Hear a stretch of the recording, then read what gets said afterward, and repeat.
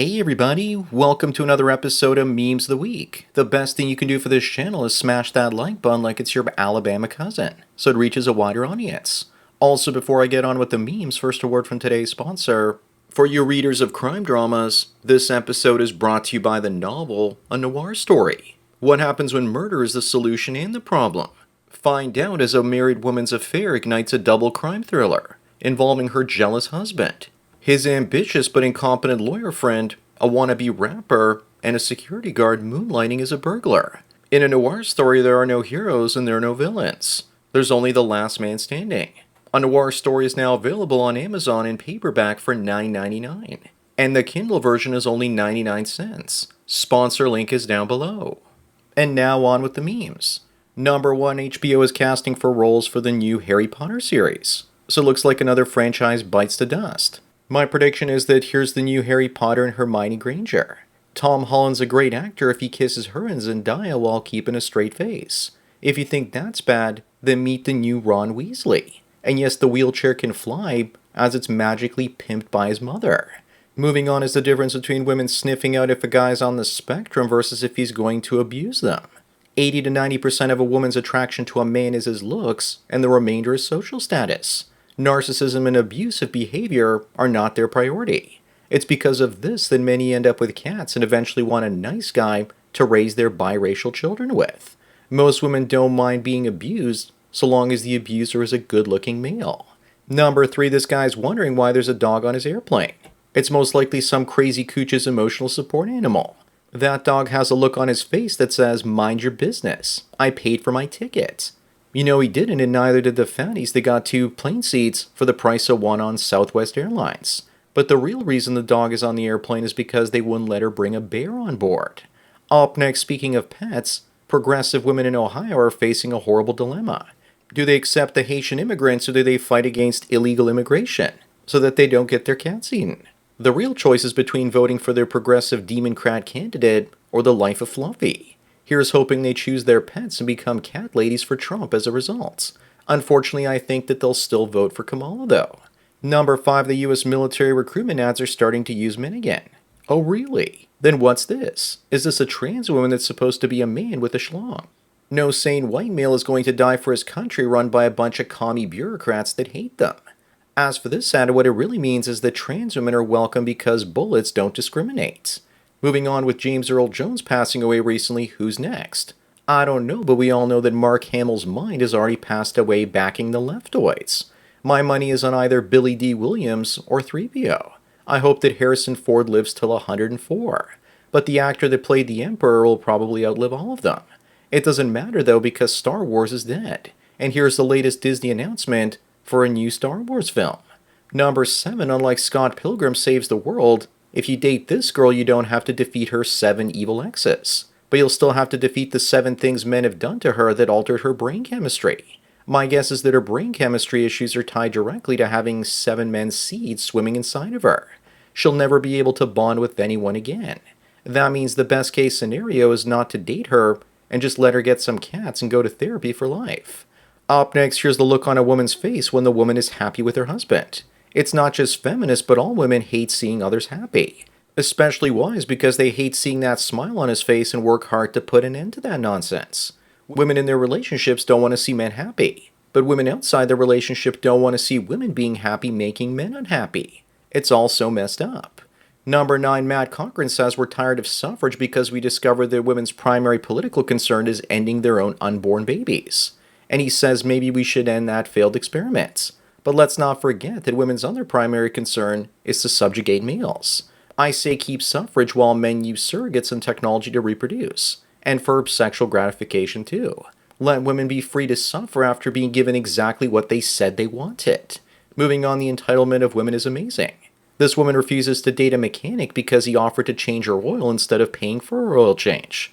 She says that she's a dealership girly. So open up your pockets, Pookie. But I'm really surprised that she's even willing to date a man with such a low-status job. Maybe that's why she thinks she can insult him like this and he'll take it. He can make $100,000 a year, but since it's a dirty job, women probably see him as subhuman.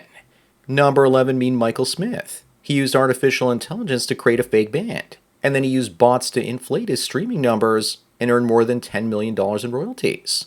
This guy sounds like a genius level scammer. He's been indicted in North Carolina for fraud though. Maybe if he only scammed a couple $100,000 or did it slowly over time, he would have got away with it. Companies can screw you over, but you can't screw them over. Up next, Jennifer Lopez was seen holding hands with Matt Damon at the Toronto International Film Festival, less than 3 weeks after filing for divorce from Ben Affleck. Clearly she's trying to turn his friends against him and make him feel jealous, because apparently she left him, but I think he left her first and she just happened to file the divorce papers before he did. I think JLo has been passed around more than Kamala Harris though. Number 13, this guy sees some Karen's dog salivating and tells her, I think he wants a steak. She says no, he doesn't want any meat because they're both vegans. Do you agree that forcing a dog to be a vegan is animal abuse? I do, and I suspect that woman probably sexually abuses him by offering her peanut butter on her wedding tackle. Karens like this also give almond milk to their newborns and then wonder why they're starving. Moving on, this woman put down that short men would be made illegal if she was president. She sees men that don't meet her stratospheric standards as being subhuman. How is this any different if someone says that black men should be made illegal?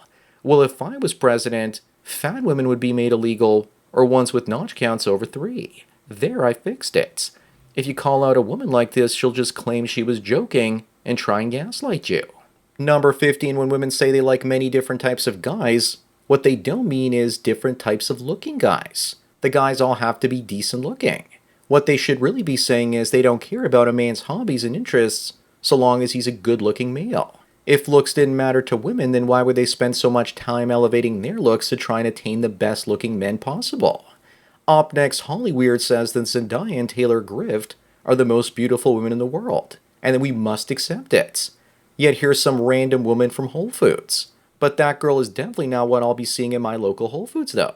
It's mostly land whales with purple hair and DEI hires. To me, this girl is more like the cash register girl at the local Dairy Queen or Metro grocery store. Number 17, remember back to the good old days in the 80s and early 90s when illegal aliens who ate cats were just fiction. Another favorite show from around this time is called Dinosaurs. Also remember when Duck Hunt was just an NES game. That's a Canada Goose he's holding, but it's good enough. And if you're wondering where the laughing dog went, well, this guy already ate him. Moving on, Nikocado Avocado pulled the wool over everybody's eyes and lost hundreds of pounds in secret. He's a professional violin player and went to Juilliard on a fully paid scholarship. But he never would have made a living off of that, so he did mukbanging instead and cashed out. Next thing you know, in a year or two, he's going to come out looking totally jacked. He put his health on the line for $5 to $10 million, and it ended up paying off. Number 19, Ari Lennox reveals she tried dating a woman earlier this year, and she says it's hard dating women and that she doesn't understand them. But this is propaganda. Of course she understands how crazy they are. This comment is all about getting attention and confusing men to pretend that women are more complicated than they really are. Up next, this teacher admits to having sex with a student who bragged about getting back scratches from her. If a male teacher did the same thing, he would have been put in prison immediately. For a change, this one is pretty hot though. Many of us probably wish we could have gotten some action from teachers like this while we were younger. Here's the difference between teachers from 2 different generations. I definitely don't want to get my back scratched from the thing on the right. Number 21, here's the difference between the body types that men like and the body types that women like. In reality, it's not the body, it's the eggs. You remove those from the equation and there's no reason to bother with a woman. Also, for most women, there isn't enough money in that picture. For myself, when I meet women these days, I see them as nothing more than a mousetrap for my time and money. Moving on, Lindsay says that you can't be sexist to men because men hold all the patriarchal power in society, that we aren't the oppressed group. Of course, she's just gaslighting us because we really live in a matriarchy, and as men we are oppressed by DEI and the family courts. We play life on difficult mode. The game is rigged against us, but if we stop playing it by no longer interacting with women, then we're the sexist ones. Number 23, women have a great time making fun of male virgins. But when you make fun of sluts, they get angry. Because women take generalizations about women personally. Plus, odds are that they're sluts and think that you know about their past or something. Only sluts get mad when you make fun of sluts. Women can't understand the idea of male virgins either, because they have never experienced a world where sex didn't come easily for them. They will once they get into their 50s and 60s though. Up next, I just realized Star Trek Voyager is a story about a woman who drove a vehicle and got lost. And that's not all. Statistically, out of all the other captains, you were more likely to die under her command. Was she a bad captain? Definitely not. She was written by males to be competent, and as a Star Trek fan my entire life, she fit into the universe, and all the fans accepted her. But her getting lost is still pretty funny. Number 25 and the last one, the left claims that diversity is our strength. Meanwhile, the cats living in Springfield, Ohio say that diversity tried to eat me. Diversity will also lead to the downfall of the West, the same way it wrecked the Roman Empire. Also, apparently the beef between these two goes way back. So that's it for another Memes of the Week. Please give this video a like to push it up in the algorithm, and so new viewers can find it. If you enjoy this series and want me to keep making it, then donate at the PayPal and Subscribe Star links below. Anyways, enjoy the rest of your day, and cheers.